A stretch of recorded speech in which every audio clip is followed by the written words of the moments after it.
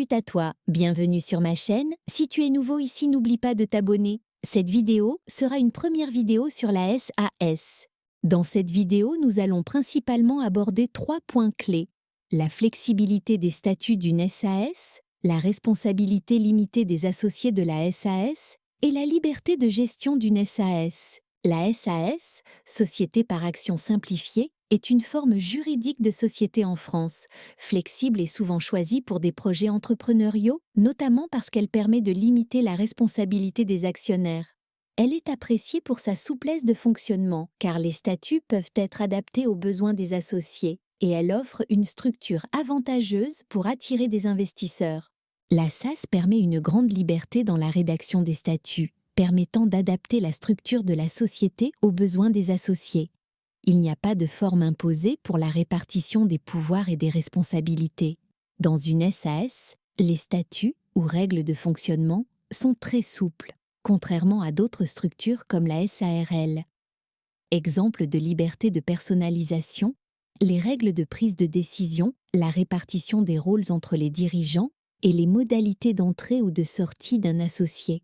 Voici les articles qui traitent de la flexibilité des statuts de la SAS. Article L 227-5 du Code de commerce, qui précise que les associés définissent eux-mêmes les règles de fonctionnement de la SAS dans les statuts, permettant une grande liberté dans leur rédaction. Les associés peuvent décider des règles de prise de décision, des modalités d'entrée et de sortie des associés, ainsi que de la répartition des pouvoirs au sein de la société. Article 2.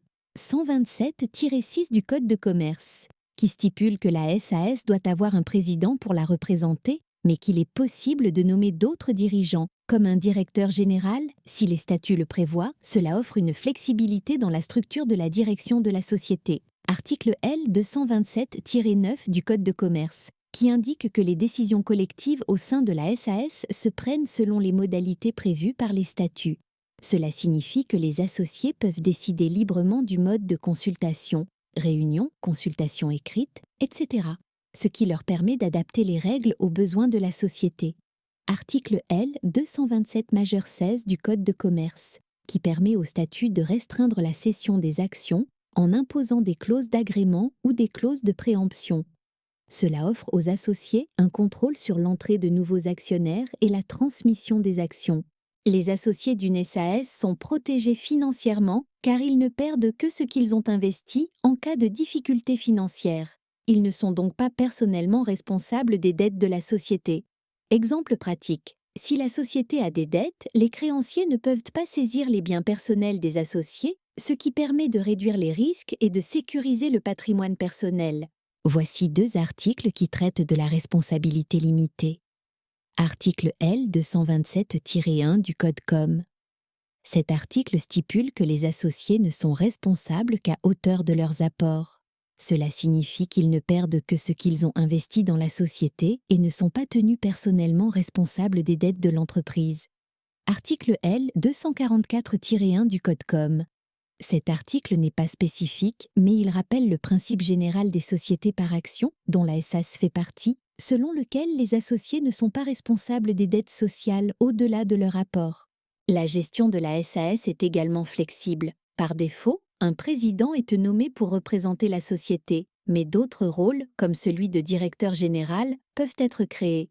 Hiérarchie simple. Un président est indispensable, mais les associés peuvent décider d'ajouter un directeur général ou d'autres organes de direction selon leurs besoins.